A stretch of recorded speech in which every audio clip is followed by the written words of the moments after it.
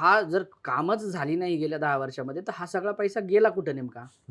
मूळ आताच्या निवडणुकीमध्ये सर्वात प्रचाराचा मुख्य मुद्दा तोच आहे. हं, हं. अजित पवारांनी पहिला एक प्रेस कॉन्फरन्स घेतली गेल्या आठवड्यामध्ये. त्याच्यामध्ये हं. त्यांनी सांगितलं, की 2017 पासून माझी सत्ता इथे नाहीये. 2017 ते 22 भाजपची सत्ता आणि 22 पासून आतापर्यंत प्रशासकीय राजवट. हं, हं. 9 वर्षाच्या काळाचा त्यांनी फक्त लेखाजोखा मांडला त्याच्यामध्ये. हं, हं. त्यांनी सांगितलं, की ह्या 9 वर्षाच्या काळातले बजेटच्या फिगर महापालिकेच्या अधिकृत फिगर ज्या आहेत, त्या हं, त्यांनी हं. दिला. हं, हं. 2015-16 पासून तर आतापर्यंतच्या. हं. त्या होत्या 59,000 कोटी, हं. 59,500 कोटी रुपयांच्या.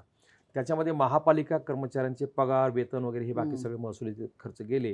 हं. तर ते 23% 33% पर्यंत गेले. हं. राहता राहिले त्याच्यामध्ये 40,000 कोटी. हं. ह्या 40,000 कोटीमध्ये 9 वर्षात तुम्ही कोणकोणते प्रोजेक्ट राबवले हे फक्त दाखवा.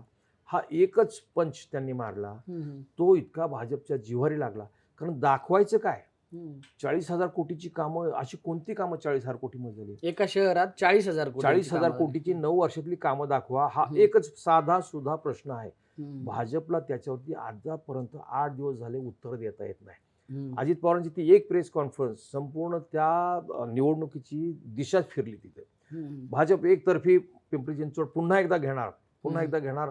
आता अबकी बार सौ पार, आता 77 नगरसेवक तिथे पुढे 100 येणार वगैरे वगैरे. हं. ते चालू होतं सगळं. हं, हं. पण त्याला तिथे मोठा ब्रेक लागला.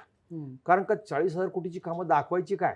मग ह्याच्यावरती काही अद्यापपर्यंत तिथले 4 भाजपचे आमदार आहेत, एकही त्याच्यावरती उत्तर देऊ शकला नाही. हं. भाजपचे माजी खासदार आहेत अमर साबळे, ते हं. काय बोलू शकले नाही. भाजपचे शहराध्यक्ष आहेत शत्रुघ्न काटे, ते काय बोलू शकले नाही. भाजप प्रदेशाध्यक्ष तिथं आले प्रचाराचा नारळ फोडायला. त्यांनी सांगितलं, की अजित पवार असं बोलतील असं आम्हाला वाटलं नव्हतं. इतक्या खालच्या पातळीवरती येतील असं वाटलं नव्हतं. हं. आम्हाला केंद्रात तुम्ही मोदींच्या आणि फडणवीसांच्या सरकारमध्ये काम करतं वगैरे, वगैरे. म्हणजे एक प्रकारे ते त्यांनी अजित पवारांना इशारा दिला. हं. चंद्रकांत पाटलांनी आणि चंद्रशेखर बावनकुळे महसूल मंत्री, बावनकुळे प्रचार सभेला आले तिथे. ते म्हटले, अजित पवारांना हे लक्षात आलं पाहिजे, की मागची पानं आम्हाला उकडावी लागतील. हं. म्हणजे थोडक्यात अजित पवारांचा 70,000 कोटींचा सिंचन घोटाळ्याचं प्रकरण. हं. चंद्रकांत पाटलांनी तेच वक्तव्य पुढं केलं. हं. असे शेलार म्हणायला लागले, अजित पवारांना स्वतंत्र सावरकरांची विचारसरणी मान्य करावी.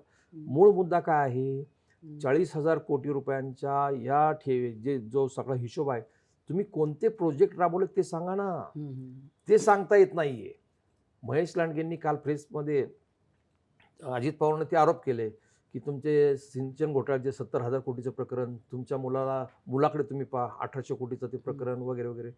अहो प्रश्न काय? त्यांनी उपस्थित एकच प्रश्न केला आहे. 40,000 40,000 कोटीचं झालं काय ते सांगा. माझ्या काळामध्ये 4,000 कोटीच्या ठेवी होत्या. त्याचं व्याजासहित ह्या 8-10 वर्षामध्ये 10,000 कोटीपर्यंत जायला पाहिजे. हं. प्रत्यक्षात ते ठेवी आता फक्त 2,200 कोटींच्या आहेत. हं. तुम्ही 8,000 कोटीच्या ठेवी मोडल्या. ठेवींचं काय झालं ते सांगा. हं. तुम्ही जे कर्जाचे 15,000 कोटींचे प्रस्ताव दिलेले आहेत, 200 कोटीचे बॉन्ड वगैरे आता फक्त लेखी त्यांच्याकडे आलेले आहेत. आतापर्यंत नदी सुधार प्रकल्पासाठी 5,500 कोटी रुपयांचे प्रकल्प त्यांनी सादर केलेले आहेत. हं. आत्ता स्थापत्य विभागाची 4,000 कोटी रुपयाची देणेदारी आहे नुसती. इतके मोठे मोठे प्रोजेक्ट ठेकेदारांना ॲडव्हान्समध्ये बयानं देऊन ठेवलेले आहेत त्यांनी. हं. पुढचे 3 वर्ष माझ्या माहितीप्रमाणे प्रशासकडून माहिती घेतली. पुढचे 3 वर्ष एकही भांडवली काम मोठं ते उभं करू शकत नाहीत. कारण तिजोरी खडखडाट आहे. ही जी परिस्थिती आली, महापालिकेची कर्जबाजारी परिस्थिती आली, याला जबाबदार कोण? हं. तर याची जबाबदारी आपसुकती भाजपकडे जाते. भाजपवाले काय सांगतात?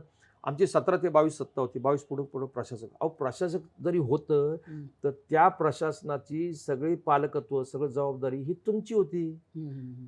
राज्यामध्ये 29 महापालिका, 36 जिल्हा परिषदा, नगरपालिका सगळ्यांचं मिळून 3,00,000 कोटीचं बजेट आहे.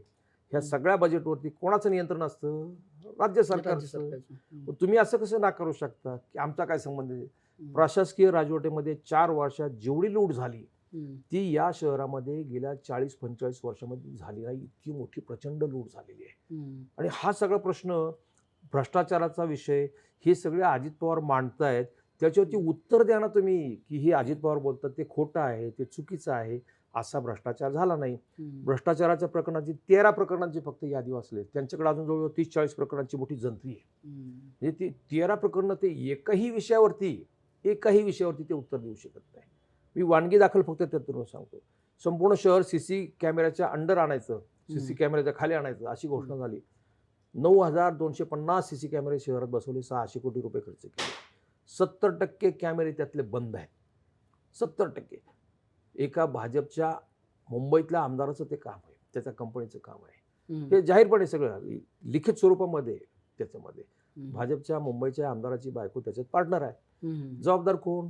तुम्ही जा विचारणार का नाही? आता हे विचारायचं नाही, बरोबर. टॅक्सपेअरने हे विचारायचं हम्म. नाही. विचारलं पाहिजे. हा? असे अनेक विषय आहेत. हम्म. ई लर्निंगचा प्रोजेक्ट, महापालिका शाळेतील विद्यार्थी त्यांना एआयचं शिक्षण मिळावं, ते ॲडव्हान्स व्हावेत, त्यांची रोजची हजेरी एआय मार्फत घेतली जावी. हम्म. शिक्षकाचा मूड काय आहे, तो व्यवस्थित शिकवतो की नाही ते त्याच्यामार्फत ऑब्झर्व केलं. यासाठी ई लर्निंगचा प्रोजेक्ट राबवला. 42 कोटी रुपये खर्च केले. साहेब, तो प्रोजेक्ट राबवल्यापासून बंद आहे. पैसे वायाला गेले 42 कोटी रुपये. कोणाला विचारायचं आहे? यांनी उत्तर द्यायला पाहिजे ना. या प्रश्नांची उत्तर द्या. 29 कोटी रुपये शहराच्या मिळकती वाढल्या. त्याचं सर्वेक्षणाचं एक काम एका कंपनीला, नागपूरच्या कंपनीने दिलं. 73 कोटीला काम ठरलं होतं. 73 कोटी दिले, परत आणखीन 29 कोटी रुपये वरती दिले. कसले दिले हे विचारायचं नाही आम्ही? म्हणजे अजित पवार सोडा, सामान्य नागरिक म्हणून मी विचारू शकत नाही? पत्रकार, सामान्य नागरिक म्हणून विचारू शकतो ना. मग सगळ्यांना तेच लागतं की आम्ही हे साधे प्रश्न विचारतोय. भामा आसखेडून पाणी आणायची योजना तुम्ही राबवताय. त्या पाणी योजनेमध्ये भामा आसखेडला नदीतून पाणी उचलण्यासाठी जे जॅकवेलचं जे काम आहे, त्या कामासाठी 30 कोटी रुपये जादा दराची निविदा दिली. पंतप्रधान आवास योजना डुडुळगावला आहे. त्या डुडुळगावच्या त्या योजनेमध्ये तुम्ही 1400 रुपये पर स्क्वेअर फुटाचं काम, आता तिथे आजूबाजूला साधारण 3000 स्क्वेअर फुटाचा रेट, तुम्ही 48 रुपयाने स्क्वेअर फुटाने तो रेट दिला. 70 कोटी रुपये जास्त दिले. विचारायचं नाही? हे मी तुम्हाला फक्त उदाहरण थोडक्यात सांगितले. तर अशी बरीच मोठी यादी आहे त्याच्यामध्ये. म्हणजे अजित पवार विचारतात त्या प्रश्नावर उत्तर द्या ना. ते काय विचारतात? ह्या चोऱ्या झाल्यात, हा दरोडा पडला, याला जबाबदार कोण? तर जबाबदार भाजपची मंडळी. याचा परिणाम, आणि मतदार आता हे फार गांभीर्याने याच्यावर विचार करायला लागते. यासाठी 2017 भाजपची या शहरातली सत्ता गेली. त्याचं कारण काय?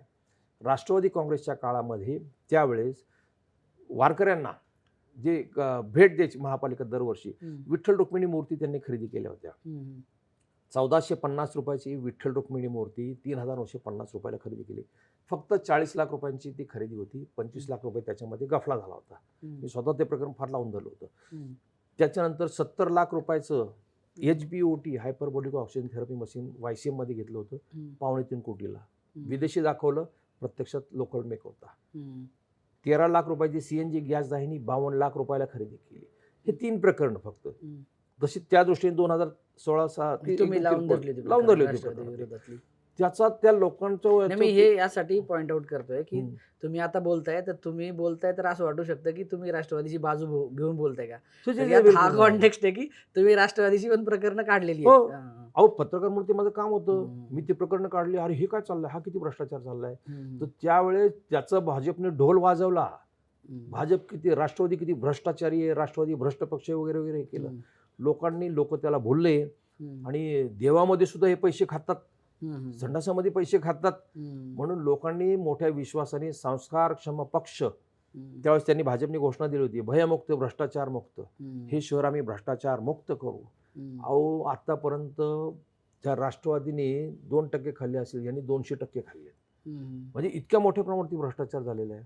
मग याच्यावरती आम्ही विचारायचं नाही. निवडणुकी हीच वेगळी वेळ असते निवडणुकीमध्ये, की त्याच्यावरती सत्ताधारी पक्षांनी ते उत्तर द्यायला पाहिजे की हे असं झालेलं नाही बाबा, हे सांगतात ते खोटे. तेवढं तरी बोला तुम्ही. ते बोलत नाही.